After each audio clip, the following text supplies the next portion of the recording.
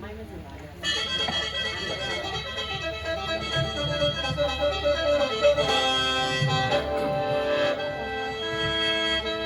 ละมาบัดนี้เด้อพุ่งพอฝากสำเนียงเสียงรับรองเป็นทำน้องในบาทเก่ากาลสินไทยเฮาฝากในเด้อแม่ป่าพญาลอยต้องคอยใส่แก้มทุกตัวแดนล้อเหนือไอไทยอีสานมาลำฝากไว้แก่ทางการลำอันนั้นต้องสักคอยรับใช้สมองทานโอ้ทานผู้ฟัง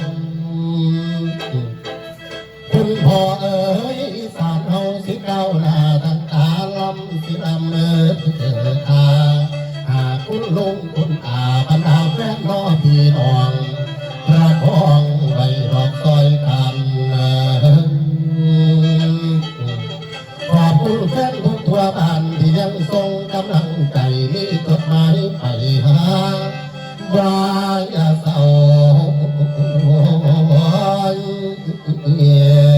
นอลำ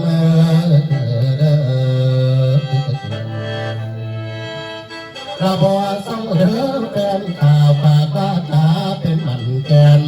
สิลำไปจนว่าแฟนน้อบ่จางเวทางขาจังคือเศร้าสิขอเดินทางนี้เอาเวทีเป็นบ้านอยู่เอาคนอยู่เป็นพี่น้องขอลำลองอีกต่อไปและในหัวใจยังฟังแอนกับแฟนทุกของที่ขอขอบคุณความบางดีที่แฟนมีว่าอ่างพอยอันนั้นก็เสนอรอย